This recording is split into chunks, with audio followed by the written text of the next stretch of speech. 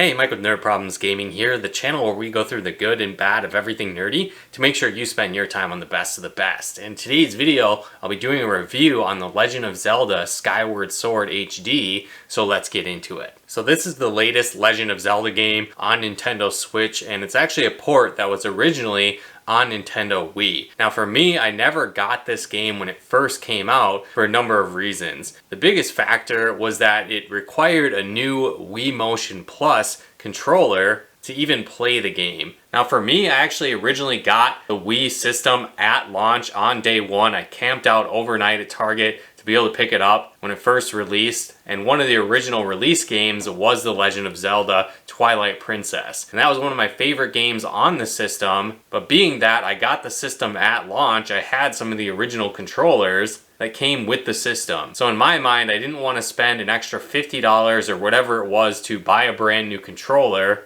for the sole purpose of even playing this game. And it really made it something like a $100 game just to be able to play. So at the time, I wasn't willing to do that, and so I passed on this game, but I've definitely always wanted to play it and check it out. At the same time, for the most part, I'm really over motion controls. I really just prefer to play games with the Pro Controller on the Switch and barely ever use the Joy-Cons at all. And so I was really excited to hear that this game gives you the ability to play with just the Pro Controller without having to rely on motion controls to successfully play the game. Now, hopping into the story, this is going to have a little bit of spoilers, so skip forward if you don't want to hear about the game. But the story itself is actually the first in the Zelda timeline. And so I really thought that was cool. Most Zelda games deal with a reincarnation of the hero, Link, and Zelda, who's basically a descendant of the goddess, and you're taking on some type of evil force, which in most cases it ends up being Ganon. And so you typically will gather the Master Sword, find the Triforce, rescue Zelda, and defeat evil. And that's kind of how most Zelda games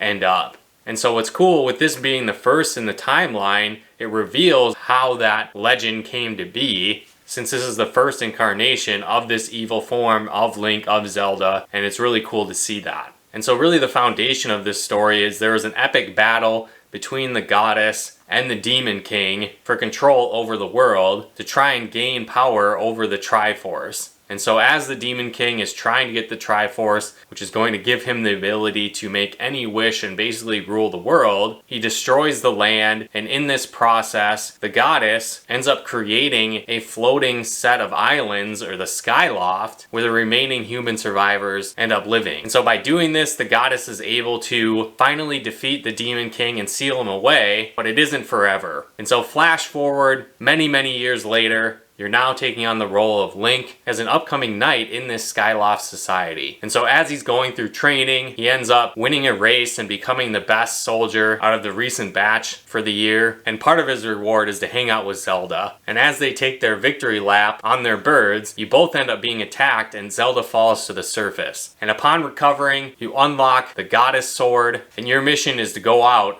and save Zelda, restore the power to the Goddess Sword, and prevent the evil Demon King from escaping. And so what I really like about this story, again, like I said, it kind of is the first in the timeline. So it really sets up the premise of you building the Master Sword, gaining that power, taking on the evil Demon King, and really starting that cycle of the good versus evil in the Zelda series. And so this game is more of a traditional Zelda style game, where in most Zelda games, unlike Breath of the Wild, they're a little bit more linear, where you go from temple to temple, and each temple features an intense dungeon with a lot of action and puzzle solving aspects to it. And then in each dungeon, you typically will find a new item, which will be the center of most of the puzzles and activity in that dungeon. So again, you might find the bow and arrow, you might find the claw shots. This game also has like a robotic beetle that you have that can fly around. So there's kind of some unique items in the game as well that leads to some cool puzzles in each dungeon. And really, as you go along from dungeon to dungeon, the puzzles get more complex. You'll utilize more of your unique items. Some can get really challenging. There's one dungeon I went through, for example, that took almost an hour and a half to 2 hours to beat everything in it. So definitely don't expect it to be like a 10-15 minute dungeon like a lot of them were in Breath of the Wild. Now another thing that's cool with this game is since it was the most recent game to come out before Breath of the Wild, there were some elements that were in this game they kind of further expanded in Breath of the Wild, which I thought was really cool. For example, you have a stamina bar, so as you run and do various attacks, it depletes your stamina bar,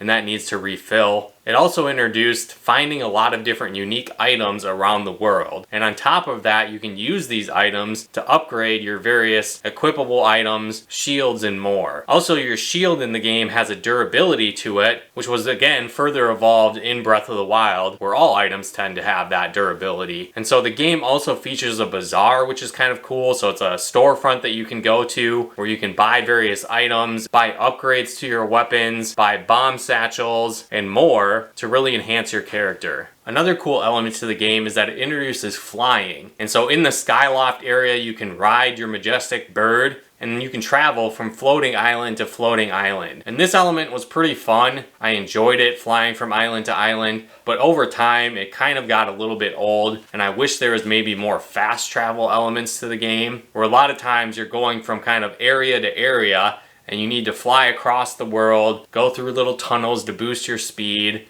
and a lot of it kind of felt like filler after a while, where again it would have been nice to maybe just have a fast travel to jump from spot to spot. Another thing I want to mention too is the overall control of the game.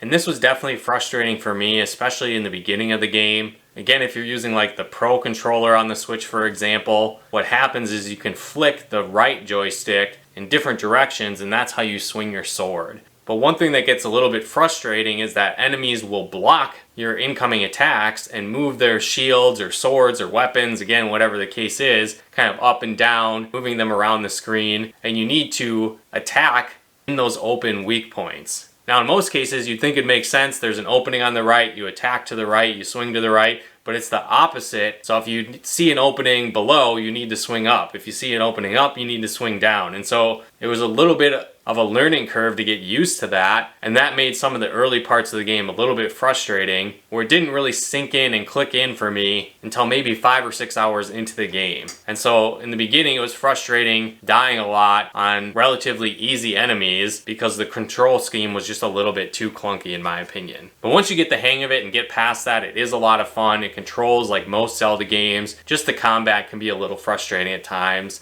until you really get used to it. So overall, I definitely had a blast playing this game. I think it's worth picking up if you haven't played it before. I think they do a great job of this HD remaster. Once you get past the control aspects of the game that can be a little bit frustrating, it's a great experience. It had some great fun dungeons in the game, some cool puzzle elements, and I really enjoyed the storyline overall of this Zelda game. And I definitely think it's worth adding to your nerd library. On top of that, once you beat the game, you unlock a hero mode, which is a more difficult version of the game, where you'll take more damage from enemies, they're harder to kill, and it's kind of like the Master Quest version of the game that appears in many other Zelda games from the past as well. But overall, I highly recommend this game. But let me know in the comments below if you've played this game yet, how it ranks overall in your terms of Zelda games. If you prefer this version or the original that came out in the Wii, let me know in the comments below. And if you guys like this video, be sure to smash that like button as it really helps out the channel. If you haven't done so yet, be sure to subscribe and turn on the bell notifications to get the latest updates of new nerd videos we put out. And if you'd like to help support the channel, pick out content and more, become a patron of ours at nerdproblemsgaming.com/Patreon. And if you'd like to plug into our live streams and Let's Plays we do on the channel, you can follow us on Twitch at nerdproblemsgaming.com/Twitch. But once again, thanks for tuning in, and we'll talk to you more soon.